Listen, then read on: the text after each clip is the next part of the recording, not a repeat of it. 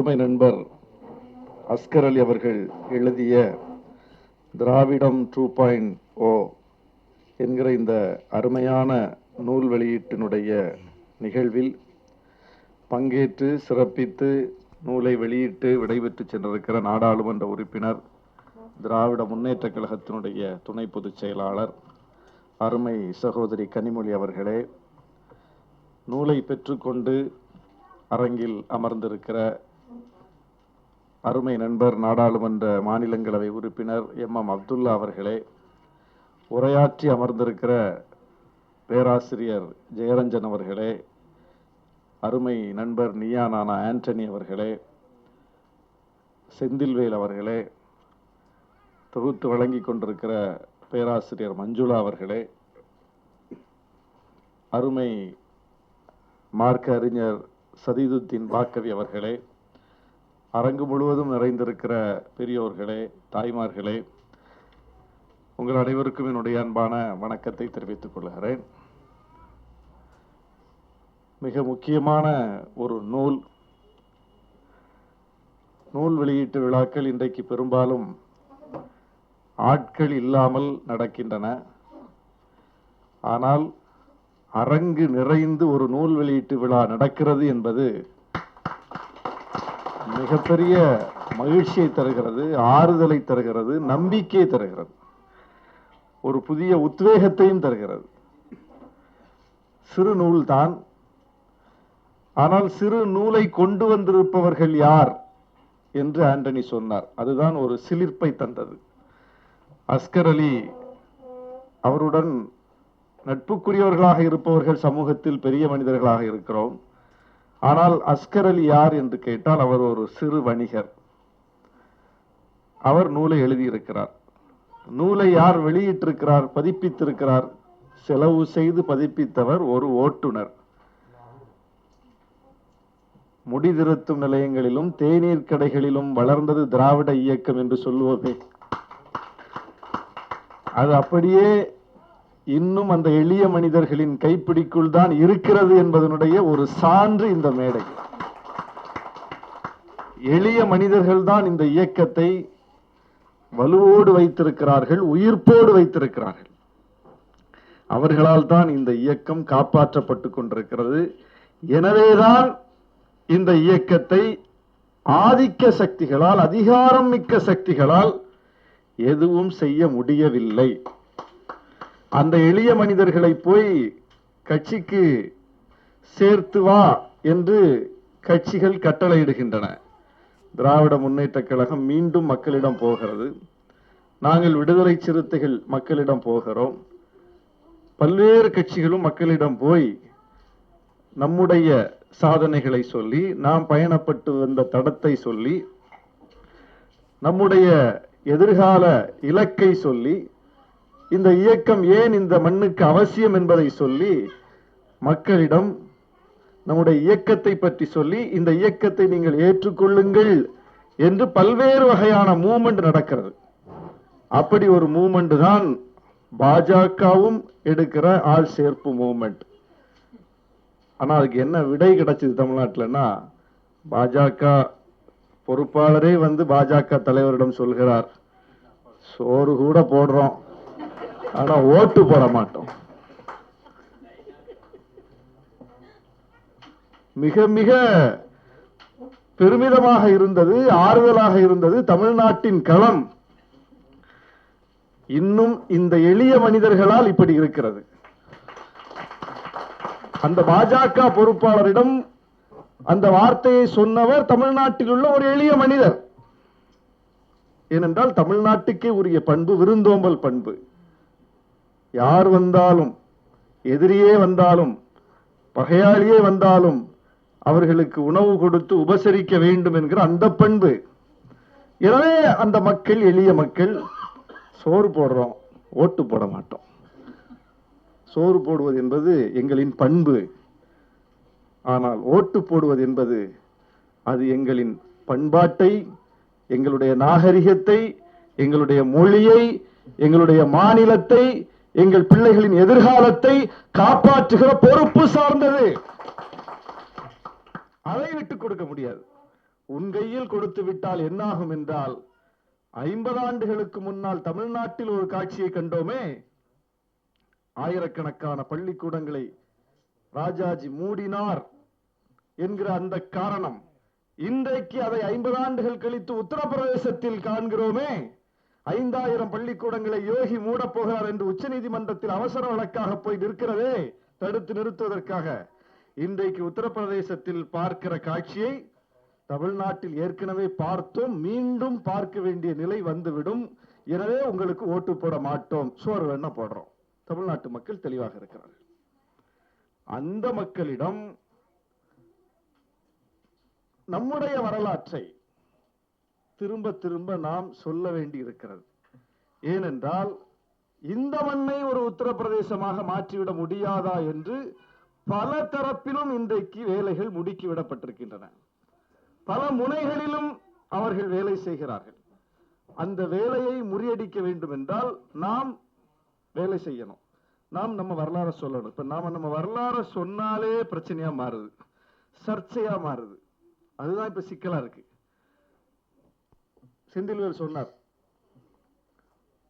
சத்துணவு திட்டத்தை கொண்டு வந்தார் எம்ஜிஆர் என்று சொன்னால் அது ஏற்கனவே அந்த திட்டத்தை கொண்டு வந்த தலைவரை இழிவுபடுத்துவதாகுமா? கிடையாது. மதிய உணவு திட்டத்தை கொண்டு வந்தார், நடைமுறைப்படுத்தினார், சிறப்பாக செயல்படுத்தினார் பெருந்தலைவர் காமராசர் என்று ஒரு நிலை இருக்கிறது. அது அவருக்கான புகழாரம். சத்துணவு திட்டத்தை கொண்டு வந்தார் எம்ஜிஆர் என்று சொன்னால் அது காமராஜரை இழிவுபடுத்துவது ஆகாது. அது எம்ஜிஆரின் வரலாறை சொல்வதாகத்தான் எடுத்துக்கொள்ள வேண்டும். அதில் முட்டையை சேர்த்தார் கலைஞர் என்று சொன்னால் கலைஞர் செய்த பங்களிப்பை தலைமுறைக்கு நினைவுபடுத்துகிறோம் என்றுதான் எடுத்துக்கொள்ள வேண்டும். கலைஞர் முட்டையை சேர்த்ததையோ, ஜெயலலிதா அம்மையார் வாழைப்பழத்தை கொடுத்ததையோ, அதுபோல சத்துணவு திட்டம் என்று எம்ஜிஆர் கொண்டு வந்ததையோ சொல்லுவதன் மூலம் காமராசரை சிறுமைப்படுத்தி விட்டோம் என்று ஆகாது. ஆனால் இப்படி சொன்னால் அப்படி ஆகிவிடும் என்று சிலர் சொல்கிறார்கள். அப்படித்தான் தியாகராய நகரில் தியாகராயர் அரங்கில் நடைபெற்ற ஒரு விவாத நிகழ்வில் நான் சொன்னேன், மதிய உணவு திட்டம் என்பது 1920களிலேயே சென்னை மாநகராட்சியில் ஒரு அரசின் திட்டமாக இதை ஏற்கனவே நடைமுறைப்படுத்தியவர் இந்த பெயருடைய தியாகராயர் நகர் என்கிற இந்த நகரின் பெயருடைய தியாகராயர் அரங்கம் என்கிற இந்த அரங்கத்தின் பெயரை கொண்ட சர்பிடி தியாகராயர் என்று நான் சொன்னேன். உடனே சண்டைக்கு வந்துட்டாங்க. உடனே அது எப்படி என்று பேச ஆரம்பித்து விட்டார்கள். இப்படி ஒரு வரலாற்றை சொல்லுவதன் மூலம் அது இன்னொரு தலைவரை அவமதிப்பது என்று ஒரு பரப்புரை செய்யப்படுகிறது. வரலாறே சொல்லக்கூடாது என்று நினைக்கிறார்கள். திராவிட இயக்கத்தின் வரலாற்றை சொல்லக்கூடாது என்று நினைக்கிறார்கள். திராவிட இயக்கத்தின் வரலாற்றை சொல்வதன் மூலம் இங்கே உண்மை தெரிந்துவிடும் என்கிற அச்சம் ஏற்பட்டிருக்கிறது அவர்களிடம். அதனால் திரும்ப திரும்ப அந்த வரலாற்றை பேச வேண்டிய தேவை இருக்கிறது. நேற்று முன்தினம் சென்னை விஐடியில் வேந்தர் ஐயா விஸ்வநாதன் அவர்களுடைய ஏற்பாட்டில் தமிழ் இயக்கம் என்ற ஒரு இயக்கத்தை நடத்தி கொண்டிருக்கிறார். தமிழ் இயக்கத்தினுடைய ஏற்பாட்டில் தனித்தமிழ் இயக்கத்தினுடைய தந்தை மறைமலடிகள் அவர்களுடைய நாட்குறிப்பு, அவர் எழுதி வைத்த நாட்குறிப்பு நூலாக வெளிவந்திருக்கிறது. அந்த வெளியீட்டு விழாவில் நான் பங்கேற்றேன். வேந்தர் வெளியிட நான் பெற்றுக்கொண்டேன். அந்த நிகழ்வு நேற்று முன்தினம் நடந்தது. அந்த நாட்குறிப்பை எடுத்து படித்து பார்த்தால் மிகப்பெரிய உண்மைகளை அதில் நான் கண்டு உறைந்து போனேன். வியந்து போனேன் என்பதை விட உறைந்து போனேன். திராவிட இயக்கம் குறித்து எப்படிப்பட்ட மோசமான சித்திரங்கள் இங்கே வரையப்படுகின்றன, அதை ஒவ்வொன்றையும் ஆதாரப்பூர்வமாக தகர்க்கிற அத்தனை சான்றுகளும் மறைமலடிகளுடைய நாட்குறிப்புக்குள் இருக்கின்றது. அதுதான் முக்கியம். மறைமலடிகள் யார்? திராவிட இயக்கத்தை சார்ந்தவர் அல்ல. அவர் தனித்தமிழ் இயக்கம் கட்டியவர். பிறமொழி வெறுப்பில் உருவான இயக்கம் அல்ல, பிறமொழி கலப்பை எதிர்த்து உருவான இயக்கம் என்று தன்னுடைய இயக்கத்திற்கு ஒரு டேக்லைன் அடைமொழியை கொடுத்தவர். அதனுடைய நோக்கத்தை ஒரு லைன்ல சொன்னவர். பிறமொழி வெறுப்பினால் இந்த மூவ்மெண்ட்டை கட்டல, இந்த இயக்கத்தை கட்டல, பிறமொழி கலப்பை எதிர்த்து இந்த இயக்கத்தை கட்டுகிறோம்னு தனித்தமிழ் இயக்கத்திற்கு அவர் ஒரு உருவகம் கொடுத்தார். அப்படிப்பட்ட இயக்கம். அந்த இயக்கம் திராவிட இயக்கத்தினால் தோற்றுவிக்கப்பட்ட இயக்கம் கிடையாது. மறைமலடிகள் தோற்றுவித்த இயக்கம். மறைமலடிகள் திராவிட இயக்கவாதியும் கிடையாது. அவர் அவருடைய டைரி குறிப்பு, அந்த நாட்குறிப்புல பக்கத்துக்கு பக்கம் திராவிடத்தை பற்றி தான் எழுதி வைத்திருக்கிறார். 1950 அவருடைய இறுதி நொடி கடைசி குறிப்பு, தந்தை பெரியார் என்னை காண வந்தார், ஈவே ராமசாமி நாயக்கர் என்னை காண வந்தார், 1 மணி நேரம் உரையாடினோம் என்று முடிகிறது. அதான் அவர் எழுதின கடைசி குறிப்பு.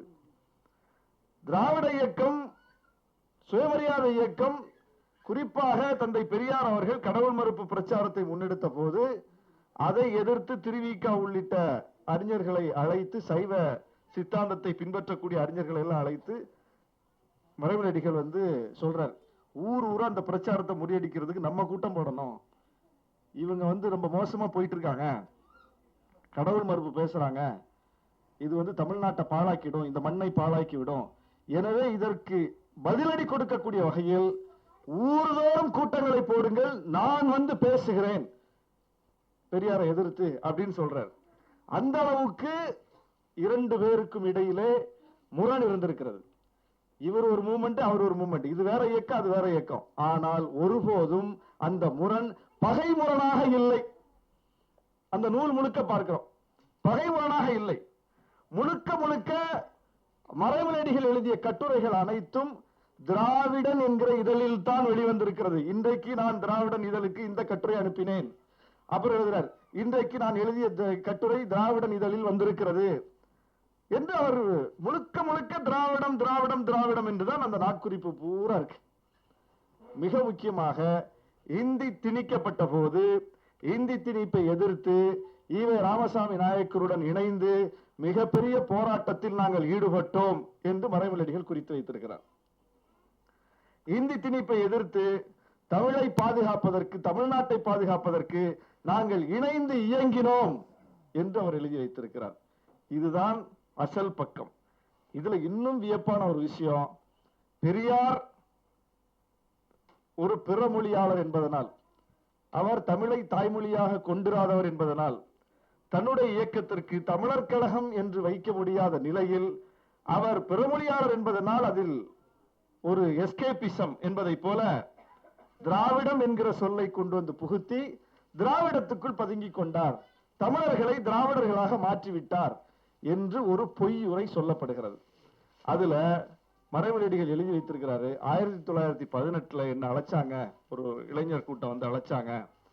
எதுக்கு அழைச்சாங்கன்னா, திராவிட இளைஞர் கழகம் மாநாடு பாளையங்கோட்டையில் நடக்குது, அதுக்கு வாங்கன்னு அழைச்சாங்க, நான் போறேன் அப்படின்னு எழுதி வச்சிருக்கிறாரு. 1918 பெரியார் திராவிடர் கழகம்னு தொடங்கினது 1944. மறைமலடிகள் திராவிட இளைஞர் கழகத்தினுடைய அழைப்பை ஏற்று திராவிடர் இளைஞர் கழக மாநாட்டில் 1918 கலந்திருக்குன்னு டைரி குறிப்பு எழுதி வச்சிருக்கிறார். அவருடைய நாட்குறிப்பு வருது. அப்படி என்றால் திராவிடம் என்கிற சொல்லை பெரியார் கண்டுபிடித்து தான் பிறமொழியாளர் என்பதற்காக அந்த சொல்லுக்குள் பதுங்கிக் கொண்டார் என்று இங்கே வைக்கப்படுகிற விமர்சனத்துக்கு மறைமலடிகளுடைய நாட்குறிப்பிலேயே விடை இருக்கிறது. பெரியார் தொடங்கியது அல்ல, அதற்கு முன்னாலேயே 4 நூற்றாண்டுக்கு முன்பே 1918 1944க்கும் 18க்கும் இடையில உள்ள ஆண்டு வேறுபாட பாருங்க, கால வேறுபாட பாருங்க. அப்ப அதற்கு முன்னாலேயே திராவிடம் என்கிற சொல்லை கொண்டு இங்கே மூவ்மெண்ட் கட்டப்பட்டிருக்கிறது, இயக்கங்கள் இயங்கி இருக்கின்றன. அதற்கும் 4 நூற்றாண்டுக்கு முன்பே பண்டிதர் அயோத்திதாசர், அவர் பச்சை தமிழர் தானே, இவங்க பாஷையில, இவங்க மொழியில, இவங்க பார்வையில, அவர் 1885 திராவிட பாண்டியன் என்கிற இதழை ஜான் ரத்தினத்தோடு சேர்ந்து நடத்துகிறார். 1890களிலேயே திராவிட மகாஜன சபை என்ற ஒரு அமைப்பை நடத்துறார். எங்களை ஆதி திராவிடர்களாக பதிவு செய்யுங்கள் மக்கள் தொகை கணக்கெடுப்புல சொல்றாரு. ஆதி திராவிடர்கள், இந்த திராவிட இயக்கம் இந்த கலைஞர் தான் எல்லாரையும் ஆதி திராவிடர்னு மாத்திட்டாரு, ஆதி தமிழர்களை ஆதி திராவிடர்கள் மாத்திட்டாருன்னு இன்னைக்கு ஒரு பொய்யுரை சொல்றாங்கல்ல, உண்மை அதுவல்ல. ஆதி திராவிடர்கள் என்கிற பெயரை பயன்படுத்தி எங்களை பதிவு செய்யுங்கள் என்று சொன்னவர், வேண்டிக் கொண்டவர் பண்டிதர் அயோத்திதாசர். இப்படி வரலாற்றை கிளறி பார்த்தால் அது வேறு ஒன்றை சொல்கிறது. ஆனால் திராவிட இயக்கம் குறித்து வெளியே சொல்லப்படுகிற அத்தனையும் வேறு ஒன்றாக இருக்கிறது. இந்த இடத்துலதான் இதை ஆய்வு செய்து வெளியிட்டு தலைமுறைக்கு உண்மையை சொல்ல வேண்டிய தேவை ஏற்படுகிறது. இந்த இடத்தில் அஸ்கர் அவர்கள் செய்திருக்கிற பணி மகத்தான பணி. ஒரு சிறு நூல் தான் என்றாலும் ரொம்ப முக்கியமான நுட்பமான இடங்களை அவர் தொட்டு அடையாளப்படுத்தி இருக்கிறார். குறிப்பாக திராவிட அலர்ஜி, திராவிட ஒவ்வாமை அது எப்படி இருக்கு, எந்தெந்த வடிவங்கள்ல இருக்கு என்று. ஒரு நல்ல கட்டிடத்திற்குள்ளே தான் அவர் வாழ்ந்தார். ஆனால் வெறும் ஒழுகுகிற கூரையில் வாழ்ந்து விட்டே செத்து போன ஜீவானந்தத்தை நான் சிந்தித்து பார்க்கிறேன். முடிஞ்சு போச்சா? இதோட முடிச்சல நினைக்கிறேன் மீட்டிங்க. இவ்வளவுதான். இதை யாராவது சர்ச்சையாக்குறாங்களா? இதை யாராவது கேள்விக்கு உட்படுத்தினாங்களா?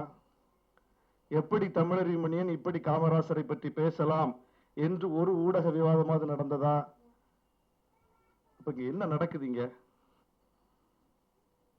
கொஞ்சம் அசந்தா அடிச்சு காலி பண்ணிட்டு போயிடுவாங்க. அதனால் அசரக்கூடாது என்பதற்காகத்தான் திராவிடம் 2.0 போன்ற நூல்கள் வந்திருக்கின்றன. படிப்போம், ஆழமாக படிப்போம், உண்மையை எடுத்து சொல்லுவோம், திராவிட இயக்கத்தின் பங்களிப்பை நெஞ்சு உயர்த்தி சொல்லுவோம். எல்லாத்தையும் சொல்லுங்க. ஏன்னா அப்படிப்பட்ட பங்களிப்பு இருக்குது. இது பிற்போக்குத்தனமான ஒரு இயக்கம் கிடையாது. இது மூட நம்பிக்கைகளை பரப்புகிற இயக்கம் கிடையாது. இந்த இயக்கத்திற்குள் இருக்கக்கூடியவர்கள் எல்லாம் 100 விழுக்காடு எல்லாரும் பகுத்தறிவாதிகளாக, எல்லாரும் சமூக நீதி சிந்தனைகளாக இருப்பாங்கன்னு சொல்ல முடியாது. அரசியல் கட்சிகளுக்குள்ள பல்வேறு ஆட்கள், பல்வேறு எலிமெண்ட்ஸ் வருவாங்க. ஆனால் ஒரு இயக்கத்தின் நோக்கம் என்ன, அந்த இயக்கத்தை உருவாக்கிய தலைவர்களின் நோக்கம் என்ன, அந்த இயக்கம் இன்றும் எந்த இயக்கத்தை எதிர்த்து நிற்கிறது, எந்த கோட்பாட்டுக்கு எதிராக நிற்கிறது, அதில் பிடிமானமாக இருக்கிறதா, அதில் உறுதியாக இருக்கிறதா என்று பார்க்க வேண்டும். நீ 2000 கோடி ரூபாய் கல்வி நிதியை நிறுத்துற, உன் காலில் விழுந்து அந்த கல்வி நிதிக்காக சமரசம் செய்து கொள்ளாமல் நிதி நெருக்கடியையும் தாண்டி நிதியை எடுத்து நாம் போடுவேனே தவிர உன் கொள்கையை நான் ஏத்துக்க மாட்டோம்னு ஒரு முதலமைச்சர் சொல்றார். அந்த இடத்துல நாங்க யார் பக்கம் நிக்கிறது? நாங்க யார் கூட நிக்கிறது? கொள்கை வழி பார்த்தால் நாங்கள் யாரோடு நிற்க வேண்டும் என்று எங்கள் தலைவர்கள், வழிகாட்டிகள் எங்களுக்கு சொல்லி தந்திருக்கிறார்களோ அவர்கள் பக்கம் நிற்கிறோம். அதைத்தான் இந்த நூலும் எடுத்து சொல்கிறது. அஸ்கர் அவர்களுக்கு எங்களுடைய நெஞ்சார்ந்த நன்றியையும் பாராட்டுகளையும் தெரிவித்து, வந்து சிறப்பித்த அத்தனை பேருக்கும் எங்களுடைய நன்றியை தெரிவித்து விடைபெறுகிறேன். நன்றி.